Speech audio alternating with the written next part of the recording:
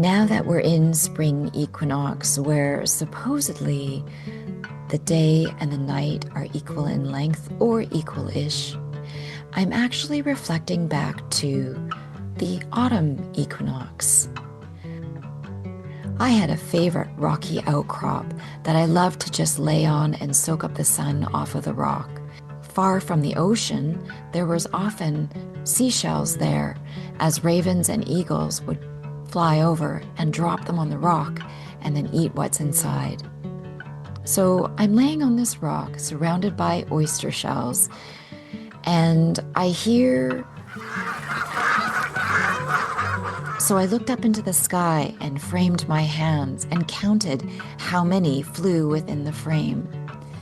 That day, that beautiful, warm autumn day, I counted over 1,100 Canadian geese fly overhead, going south for winter. What was very interesting was the different formations. We assume that they always fly in a perfect V. And this was not the case on this day. It seems as though the younger, less experienced birds flew in the beginning, and the first flock that flew overhead were totally disorganized, but flying fast and furious. The second massive flock that flew by was flying in multiple V's, such that it formed a checkerboard at different altitudes. These birds made a lot of noise, more so than the previous flock. It was almost like they were teams of innovators communicating and figuring out a new way, or a way to withstand different types of wind. The next flock was in two V's. It seems as though they were having a bit of a coup and couldn't quite decide who the leader was. So, while less noise than the previous flock, I could definitely say there were angry birds. Soon, the largest flock flew overhead, probably about half of the 1,000, in a perfect, silent V. The birds spaced evenly apart, completely quiet. It was almost as if their wings were flapping in perfect unison. And I was blown away. And at the very tail end, you could almost tell that that's where the older birds were, because the cadence began to fall apart. And some birds had to turn down and fly towards the nearest lake.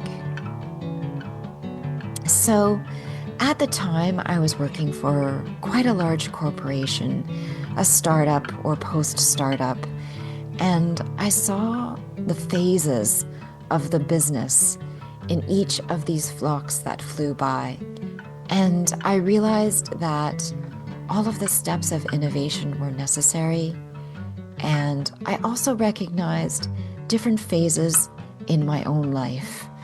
From the fighting for leadership to the squawking innovation, and now in my later years, just wanting perfect unison. And I'm coming out of the darkness of winter. It was probably the most difficult winter I've ever had in my life, and I cracked open and there was remarkable healing. So as I fly into springtime, myself in my 55th year, I arrive very healed and very rejuvenated and very serene and very masterful.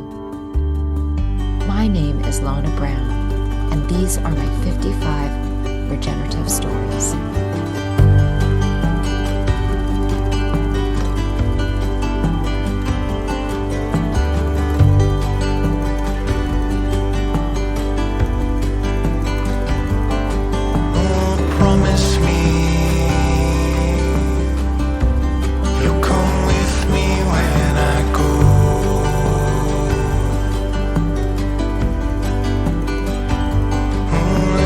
Stay with me.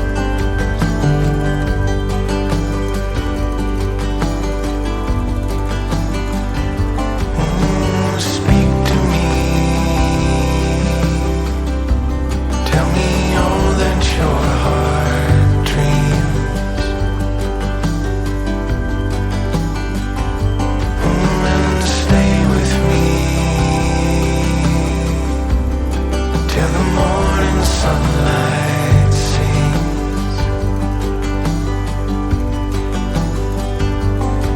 and oh, everything's lighting up. Oh, the sun burns so much brighter now, and the warm light glows like fire now, and you know I won't let go. No, and oh, everything's lighter now. Oh, the sun and moon burn so much brighter now, and the warm light glows like fire now. Oh, the years come up and go.